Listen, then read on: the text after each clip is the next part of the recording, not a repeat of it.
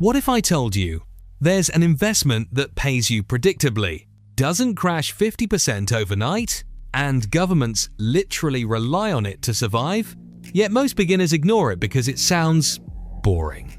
Today, I'm going to make bonds so simple that by the end of this video, you'll understand how bonds actually work, why rich investors always own them, and how they make money when stocks fall. And trust me, once you understand this, you'll never look at market crashes the same way again. Let's make this ridiculously simple. A bond is just a loan. That's it. When you buy a bond, you are lending money to a government or a company. And in return, they promise to pay you interest and give your money back later. That's the entire concept. You're not buying ownership like stocks. You're becoming the bank. Now imagine the US government needs money. Instead of printing it immediately, they issue a treasury bond. You buy that bond for $1,000. They promise to pay you 5% per year for 10 years and then return your $1,000. So every year you receive $50. And after 10 years, you get your full $1,000 back. Predictable, structured, contractual. That's why bonds are often called fixed income. Now, why would governments do this? Because governments are constantly borrowing for infrastructure, defense, healthcare, debt refinancing. In the US, treasury bonds are backed by the full faith of the US government. In the UK, you have gilts. In Canada, Government of Canada bonds.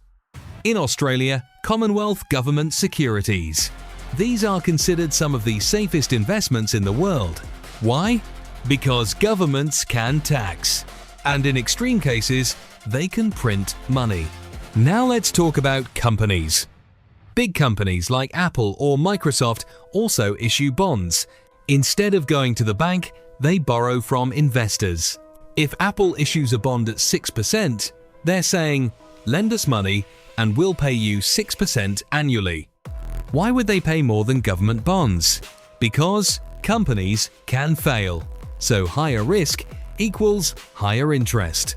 This is the first key concept. Bond returns are based on risk. Now every bond has three core parts. Face value, the amount you'll get back, usually $1,000. Coupon rate, the interest rate you receive. Maturity date, when you get your money back. That's it. Once you understand these three, bonds stop being confusing. But now we get to the part that scares beginners. Bond prices move. Here's where things get interesting. If you hold a bond until maturity, you get exactly what was promised. But bonds are traded daily in the market. And their prices move based on interest rates. Here's the rule. When interest rates go up, bond prices go down. When interest rates go down, bond prices go up. Why? Let's say you bought a bond paying 3%. Then new bonds are issued paying 6%. Would anyone buy your 3% bond at full price? No. So its market value drops. This is why bonds fell hard when central banks raised rates in 2022. It shocked many investors who thought bonds never move. They do, just differently from stocks. Now here's something most people miss.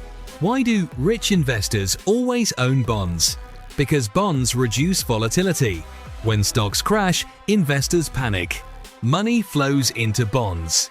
This often pushes bond prices up. That's why portfolios like the classic 60-40 portfolio exist. 60% stocks, 40% bonds. It smooths the ride. You won't get the highest returns, but you reduce massive drawdowns. And avoiding catastrophic losses is how wealth compounds long-term. Now, are bonds safe? It depends. Government bonds from stable countries are very low risk. Corporate bonds carry more risk. High-yield bonds carry even more. There's also inflation risk. If inflation is 6% and your bond pays 3%, you're losing purchasing power. So bonds aren't magic. They're tools. And like any tool, they must be used correctly. Now, how can beginners invest in bonds? You don't need to manually buy individual bonds. Most beginners use bond ETFs or bond mutual funds. Examples in the US include total bond market ETFs. In the UK, global bond funds.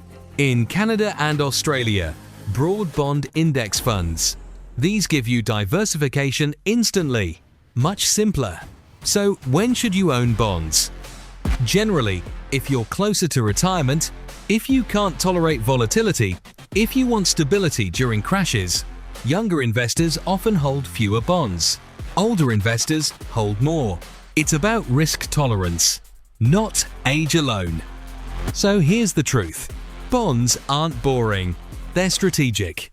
They're the quiet stabilizer in serious portfolios. Stocks build wealth. Bonds protect it. And if you want to survive long enough to actually become wealthy, you need both. If this finally made bonds click for you, hit subscribe, because next I'm breaking down exactly how interest rates secretly control almost everything in the economy. And once you see that, you can't unsee it.